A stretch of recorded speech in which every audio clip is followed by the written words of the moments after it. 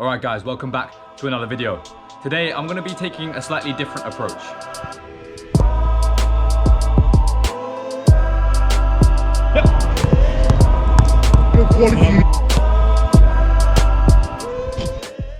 Since I haven't been posting all too consistently recently, there are about 6 or 7 games for me to catch you guys up on.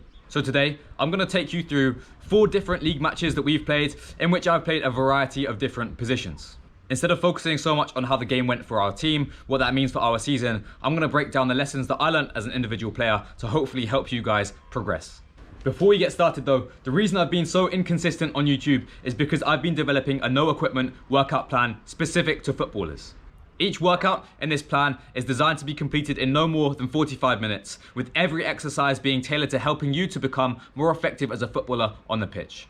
You don't need any equipment, you don't need to buy a gym membership, you just need some focus and dedication. If any of you are interested in the workout plan, I will drop the link to that in the description below. So the first game I've got to tell you about is our home fixture against Monegre. Now this is a team that we played earlier in the season, and if you guys remember, we were 2-0 up against this team. They got 2 red cards, but we still conceded 2 penalties before the 90th minute, and we ended up drawing the game, and honestly, it felt like a loss. I was named captain for the match as Ethan was playing with the first team, and I played right back during this game. As a midfielder playing right back, I felt pretty confident on the ball and helped our team to switch the play and play away from pressure, especially during the first half. Being used to being in the middle of the pitch, I was able to make quick decisions and help us to play away from pressure so we could progress the ball down the other side. I really enjoyed playing in the first half as I was able to make an effect out of possession for our team, regaining balls in the midfield and also linking up with my teammates. We played some really good football as a team in the first half of this match as I win the ball here and allow us to start the counter-attack. It's a little bit of a percentage ball in, which McKeith does well to flick on, and Henry finds Emmanuel in behind. We're creating chances and we believe he's through on goal to score, and yet again the referee sides with the Spanish team. How that wasn't a penalty, I will never know. But as I said, during the first half we played some really nice football, we played with confidence, we linked up with each other, and also we didn't force the ball. We allowed ourselves to be comfortable in possession and not try and rush too often. As a team, there were still times when we turned the ball over, where we made mistakes, where we made the incorrect decision in that moment. However, as a team, I think we responded really well to those moments and we reacted to losing the ball by winning it back straight away. I also was not perfect myself, and in moments I made the wrong decision on the ball. But again, like the rest of the team, I've developed a good ability recently to be mentally resilient, brush it off and move on to the next action. As captain for the match, I was very intent on trying to communicate and bring a sense of calm to my teammates. Again, reinforcing that attitude that mistakes will happen on the football pitch, but we need to stay together and we need to uplift one another. In the second half, we created a couple of really good opportunities, but Henry makes something out of nothing as he almost finds the top corner. Finally, with about 20 minutes to go, Henry picks up the ball and plays a lovely ball through to Emmanuel with the outside of his foot, who uses his pace and also his composure to slip the ball past the goalkeeper. All of us sprint over to go and celebrate with him as we know that we're getting our just desserts after having felt like we lost to this team in the 2-2 reverse fixture. So this game ended 1-0 to Alicante City FC, a great win for us, which uplifted our spirits, one which we really had to grind out for the last 20 minutes and just defend for our lives, and one which gave us an immense sense of satisfaction. Our next fixture was on a beautiful day in a town called Villajoyosa against a team called Jonese. Now they were close to the top of the league. Ethan was back and playing centre back for us, so he was wearing the captain's armband. I was playing in the number 8 role, a position which I hadn't played too recently. Our start to the game was positive, as I linked up with Jean well on the right hand side and he did his Jean things as he beats the opposition defender not once, not twice, but 3 times before managing to whip in a high quality cross towards the back post. Frank manages to get on the end of it and tries to settle it before taking a shot himself, but it sails just over the bar. I don't know if we were playing with a sense of tension or a sense of worry, but we were making pretty basic errors at the back, especially when trying to play out. We weren't decisive enough in possession in many moments during the game, and we allowed the opposition to pinch the ball from us way too easily simply through poor decision making. There were also many moments where some of our midfielders played backwards instead of playing forwards to find the players ahead and put unnecessary pressure on our back line. That being said, there were a few positive moments in possession, with Jean in particular making brilliant runs inside from that right back position, linking up with McKeith and myself as we progressed down the right hand side and attacked the opposition team with pace. Football can be a cruel game. With about 20 minutes played in our match against Honese, Emmanuel gets the ball after some great work by Henry down the right hand side, and he skies the ball over the bar. The player who scored the winner for us in the match the weekend before fluffed a brilliant opportunity. We conceded a very frustrating goal with about 5 minutes to go until half time, as we didn't track a runner in behind and our keeper makes a mistake to let the goal in at his near post. With about 60 minutes to go, our right back got injured and went off, so I slotted into that position, and I felt like I was able to bring some calm and some composure to our backline and help us to play out of the back in the best possible way.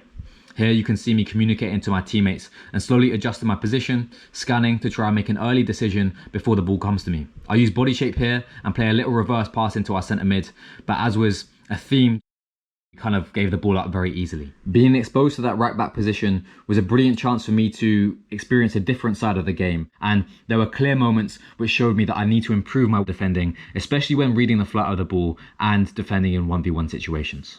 So to recap, it was a pretty frustrating game against Honese, one where we fell well below our own standards, one where we knew we could have played a lot better, but simply didn't have the consistency in our decision making and team play to have the best effect on the game.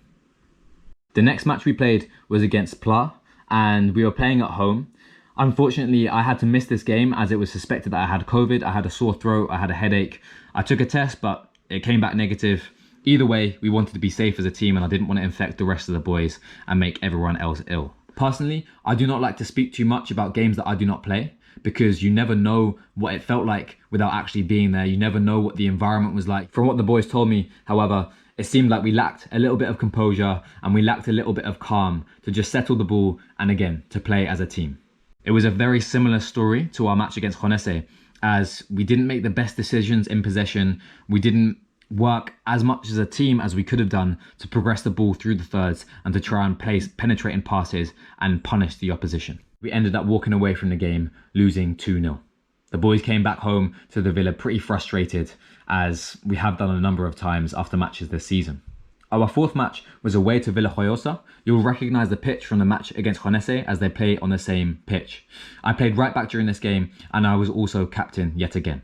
Here you can see me picking up the ball and trying to make an early decision once again to switch the play away from pressure. I was also able to advance from the right back position as Dale finds me on a big switch, and we had Alex playing up top, number 11, as you see him making an intelligent run down the side. He was a big problem for this team that we played against, and as you can see, he turned that defender inside out and fired a powerful shot. In this moment, I found myself in midfield as I battled for the ball and linked up with my teammates, trying to help us keep it and once again bring some calm.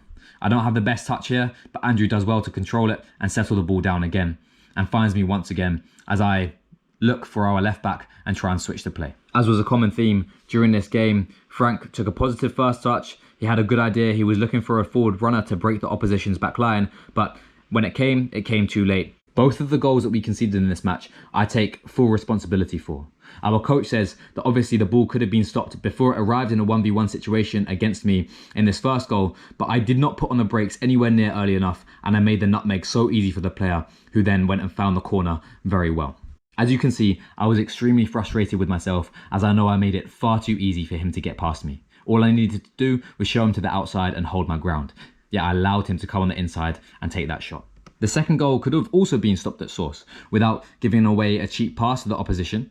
They worked the ball well across to the right hand side, and if you keep an eye on me as a right back against the left winger, I don't do a good enough job of getting my body in front of that player, as I expect our goalkeeper to come and get the ball, but even still I need to be pessimistic and assume that the ball's going to get through and do a better job of tracking that runner. As captain, I felt like I really let our team down by making these two really costly errors in the match. The one piece of good news is that Alex did end up getting his goal after terrorising the opposition team for about 90 minutes. He capitalises on an error for the centre-back and curls it into the far corner. We tried to come back, but unfortunately it's just too late as we cannot find that equaliser. Again, I need to improve my 1v1 defending if I want to have the ability to fill in at fullback. So, as you could see, by those past 4 games, it was a mixed string of results, but there were still many lessons to be learned. The 3 main things that I took away from those 4 games were as follows. The first being that having positional flexibility gives you a really good opportunity to help your team. As you saw in the game against Villajoyosa, I wasn't able to do that in the way that I would have liked, but it did expose some areas for improvement within my own game.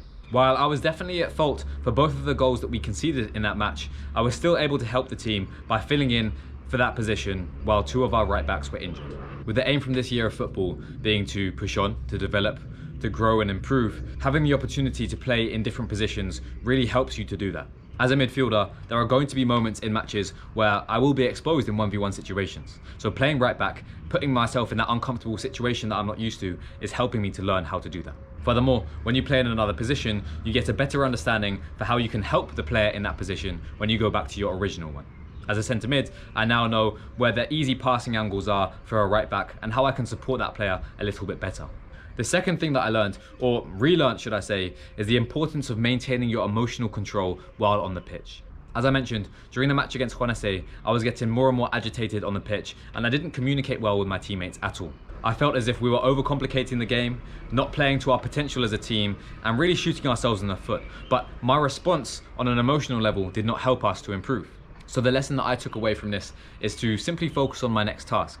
I can't help the team by complaining or moaning or pointing fingers at other people. I can only help the team by focusing on what I need to execute to the best of my ability in the next action, and also by communicating in a positive, helpful and effective manner to my teammates. It is always the easier option in matches to allow emotion to overwhelm you and dictate your actions. But the leaders allow their actions to be dictated by their choices, not by what they're feeling. In that way, they set a tone for the rest of the team to demonstrate how others should communicate and how others should act. Finally, what I learned from these 4 games is that matches can be won and lost in individual moments. They can be won and lost when you don't necessarily deserve to win or you don't necessarily deserve to lose. In the game that we won against Monegre, for example, I barely touched the ball in the second half playing right back. I didn't feel like I had that much of a positive effect on the team in possession or out of possession during the entire game. The best part of my game during that match was my communication. I walked away from the game feeling happy that we'd won, happy to celebrate with my teammates in the changing room, but not really feeling like I'd developed or pushed myself that much. And so I think it's important as a player to understand what we are in control of ourselves. In the past, my mood would be very much dictated by whether we'd won or whether we'd lost. But I think the more interesting question to ask yourself is, did you give all that you could have done during those 90 minutes? Were you brave on the ball? Were you brave off the ball? Did you play with energy, with enthusiasm, with positivity? Or did you hide and did you start complaining and not playing as a team?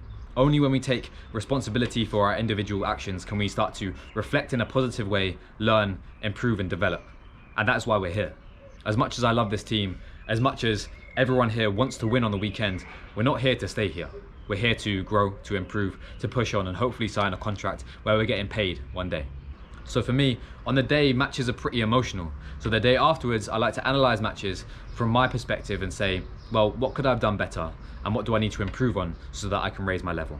And this doesn't matter whether you win, lose or draw. There are always things to improve on and always ways that you can elevate your own game.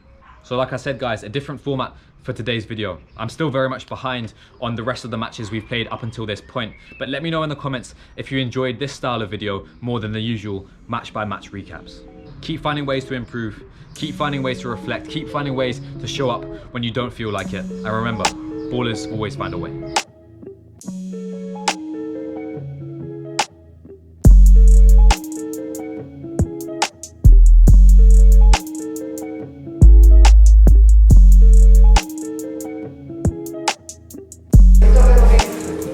Yeah.